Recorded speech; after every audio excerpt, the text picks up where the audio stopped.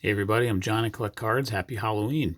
It is post trick-or-treating time here in Michigan. The kids and I went out and they got a pretty nice haul this year, as they do every year, it seems like. But just thought I'd whip up a quick video here and share the cards I'm going to send out to SGC later this week. This will be my fourth submission to SGC. It's going to be a 6-card submission this time, since they knocked down the prices recently. So the $24 a card for fewer than 10. I'm going to send 6 out, and I'll still come out a little less than it would have been 5 for 30. So that's what I'm going to do this time. It's not going to be these cards that you see in front of you here, although I just moved the camera, it looks like. I have my just kind of up right now. I enjoyed ripping some archives this year because of the 78 set in particular. So I ended up doing 3 boxes in all, hobby boxes. And I did a break as well for the Yankees and Dodgers. So I got the whole set now from that, and some nice extras to go with to boot. So just thought I'd have those out to share. I got this Freddie Freeman Dodger. It's a design variation with the color scheme. We got this Yogi Berra design color scheme variation. And then in that same break, I got this pretty awesome Derek Jeter.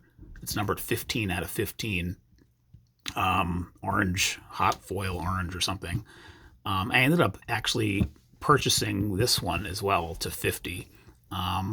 Just because, again, it's a 78 set. It's the one I like a lot. So I was like, I was okay going in a little bit on that one just to kind of hold on to and collect. I don't think I'll grade these ever, but they're just kind of fun. And then in my third hobby box, I ended up buying 2 of my parallels were the Spencer Torkelson hot foil to 50 design variation as well, because it's usually a brown on orange, and it's orange on brown here. And then a Don Mattingly to 125. So I had a pretty good go of it in archives. I was pretty happy with how it turned out. So, but without further ado, I'm going to share the cards real quick here that I'm going to send to SGC later this week. I'm going to send 2 from 1954 Topps. If you've watched some of my videos before, first off, I thank you. But secondly, I do have the whole set, and I bought the vast majority of it raw. So I'm grading the Hall of Famers over time. And in this go around, I'm going to send in card number 1, Ted Williams. I sent in card 250, Ted Williams, already, and that came back authentic, which was most unfortunate. But I've accepted that. But this is card number 1. I purchased this from Greg Morris, so I'm pretty confident this one's good. You can tell from the sticker here if anybody's bought singles from Greg Morris before. They kind of slap those on, and they send them in card savers, which is great. Hoping for at least a 3 on this one.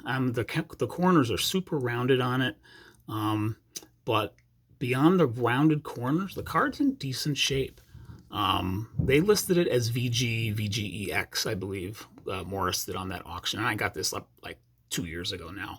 But the color on this is really good. The photo, the image quality overall is pretty good on this. The centering's pretty good as well. It's just the rounded corners. So I'm really hoping for at least a 3. I think a 4 is out of the question because of the corners. But I think a 3.5 is not out of the question. So I'm really hoping for a 3.5. If it gets a 2.5, I don't see how it can get a 2, because there are no creases in this card that I know of. But if it gets a 2.5 because of the rounded corners, I can accept that. But I think it's going to probably land at a 3, but hoping for a 3.5. So that's the first one I'm going to send in. And then also from 54, I'm going to send in my favorite card of the set, and that's my Whitey Ford. I just think this is a beautiful card. I just love the composition of it. With the pitching motion here, holding the ball here, just as like a real close-up. You feel like you're kind of pulled in there. It's just a really cool image, and with the light blue background that I really like. Great card. One of my favorite of the set, just in terms of design, because I do like the blues the most. This is a pretty nice example. I would love for this to come back a 5. I'm starting to, when I got this probably, oh gosh, I got this almost 2 years ago as well. I thought this was like an EX kind of card. Now I'm starting to wonder. I'm wondering if it might come back. I think it's at least a 4, but I'm wondering if it could sneak, end up at 4.5. Sorry about that. I had to hit pause for a second. I had a knock on the door that I had to attend to. So anyway, here's my Whitey Ford. See if I can get the focus back going here. In fact, you know what? I'm going to remove these cards to fix the focus on this. So this video, it's quite possible I'm going to end up retaking this video, but we'll see. Anyway, here's my Whitey. I'm hoping it can get a 5. I'd love for it to get a 5. I'm thinking it might end up in the 4 to 4.5 ballpark. It's off center, top, bottom a little bit. Left, right's pretty good. The corners are good, but like that one's a little rounded there, little bit. That one's pretty solid. This one's pretty good. Actually, it's more like good. The back, again, the off center is a little evident there too on the left. And this area here kind of is like the edging there, starting to make me think this might not squeeze out a 5 like I'm hoping it could. We'll see. I remember when I got this card, I sold a Louis Robert action variation of 2020 Heritage, so his rookie action variation. I sold it one night for, I think it was $100, and I basically turned it around and bought this for close to it. So, and I probably overpaid for that, but I felt like I was getting it for a trade, basically, which I was happy about. If it comes back a 5, I'll be happy. If it comes back a little less than a 5, I'll be slightly sad, only because of what I paid, I think 90 for it, if I remember right, something like that. But that was 2 years ago. But anyway, moving on, we'll see. I'm hoping for a 3.5 and a 5. Next up is from 1959. It's my first 1959 card I'm going to send in, and because Aaron Judge was in the headlines, chasing this man's record for so long, I feel like I should send in his card to get graded. I have a second-year Roger Maris, 1959. It's not in great condition. It's got some stuff going on the surface on this card, and it's way off center, left, right, as you can tell. I got this in a lot of 59s. I bought like a dozen maybe 59s in 2020, late 2020 maybe, for $30 maybe, $25, and this was the lead card in it, and along with some other decent ones. I forget who else was in it, but this was the lead. But you can see right there, right over here, it's like a little imprint or crease. It's like, I don't want to call it a crease, it's like an indentation. See that? That's pretty rough. The rest of the card shows pretty well, but that indentation's pretty gnarly.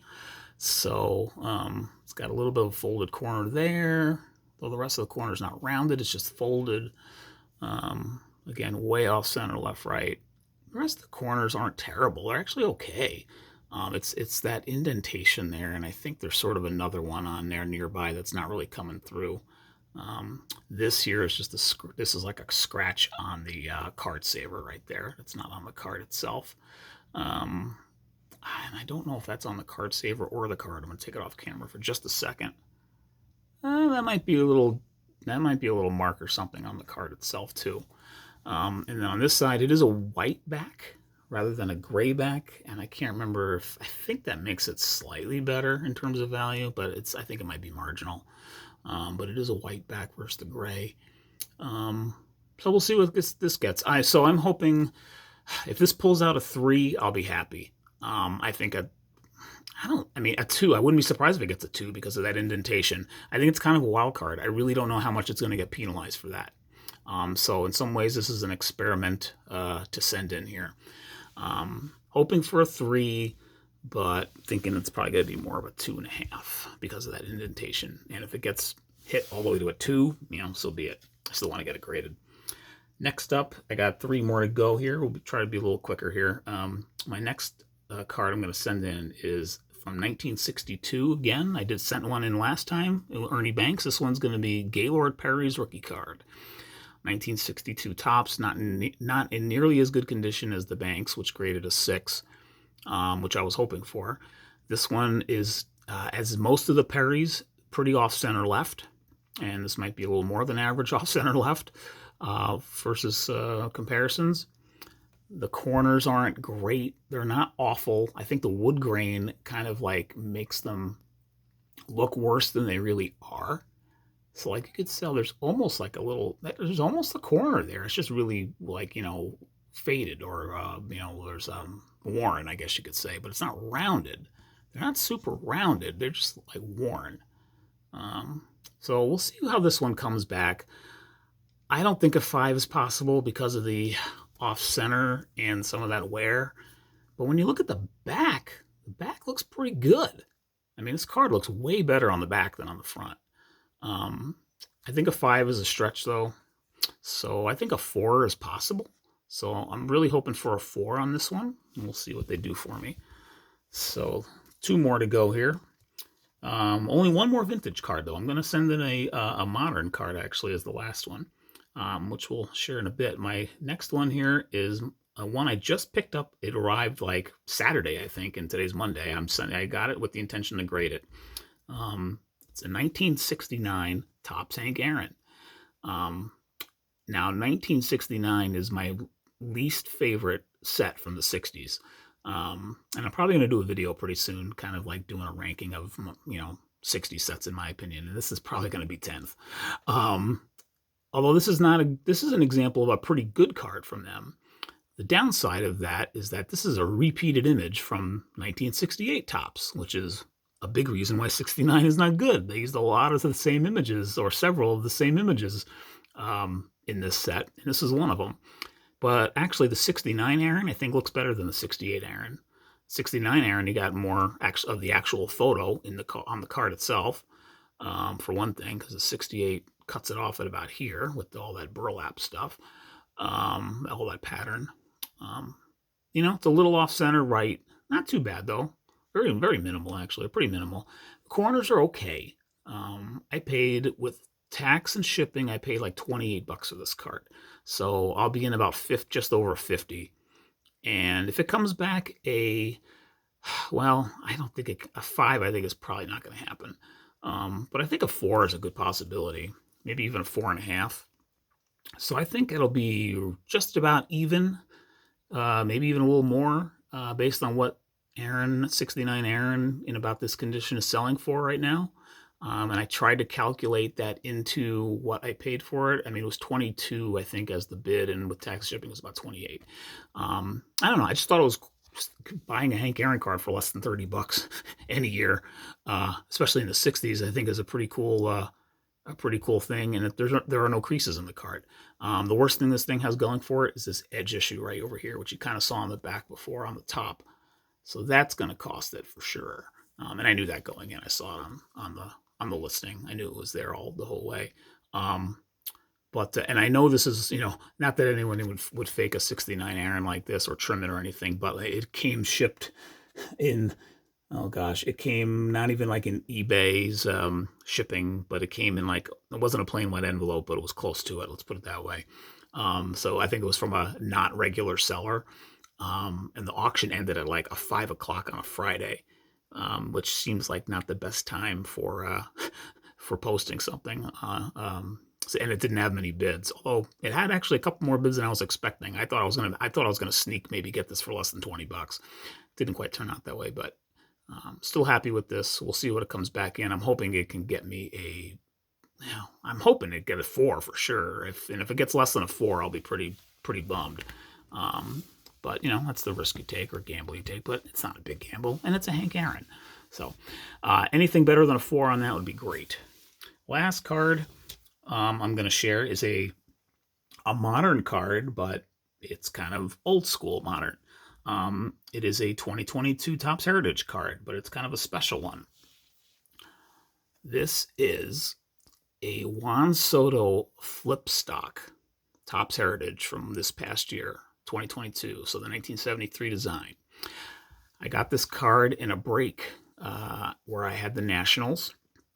And I know this card was a flip stock. Well, you could sort of tell. I mean, if you see, it's one of these flip stocks. If you've ever had one, you know it right away when you see it. The back is a little like, it's got that bit of gloss that would be on the front. And the front, has got that kind of like faded look like the back. And it's kind of hard to pick up on camera, although it's sort of, you could tell the shading is like, it's just not bright white. And the back is a little brighter black than you'd expect. So what I want to do with this is I want to get this in a slab that just says that it's a flip stock. That's what I want more than anything. I probably would not look to sell it.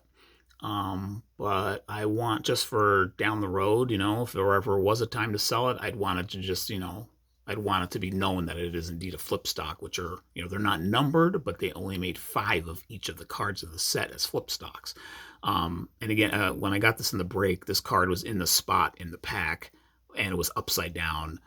And when the breaker flipped it over, he was looking at it. And I remember we chimed, like another chatter and I chimed in. It's like, that might be a flip stock. So I was pretty psyched about this. And indeed it was. So I'm going to send this in. We'll see what it gets. If it comes back like an 8, fine. The centering is very good on it, though. It's pretty darn, if it's not perfect centering, it's very close. My hope is that I can get a 9. I don't think a 10 is possible. There's something there. I think that corner's not quite perfect. I mean, it's good, obviously, but it's not perfect. So I have a feeling. But, when it comes to these newer ones and what makes a 9 or an 8 or a 10, that's where I'm, I don't know what, when it comes down to at that point. But the edging on this card, in terms of wear, is pretty good. There's not much, there's nothing eaten into that black there, which made me want to send this in, especially when I saw it's pretty good. That's just actually I just rubbed that off. There's a smidge of it's really hard to pick up here, but the card is pretty nice. I'm hoping it can come back a 9, but again, it's more for just, I want the grading to indicate that it's a flip stock on the slab. So that's why I'm going to get this one graded. And I thought about it. I'm like, yeah, I'm going to do it. So there you have it. There's the 6 I'm going to send in this time for grading. In terms of order here, hoping for a 3.5 from Teddy, hoping for a 5 from Whitey, though I think it might be a stretch, hoping for a 3 for Roger Maris, hoping for a 4 for Perry, maybe even a 4.5. I don't think a 5 is possible at a 4. Hoping for a 4 for Hank Aaron, and lastly, hoping for, let's hope for a 9 on it. If it comes back a 9, I'll be very happy. I'm thinking it might be more of an 8 or 8.5. So thanks again for watching, and happy Halloween. And I know Game 3 of the World Series is going on right now, so I'm going to go check it out in a bit. Take care.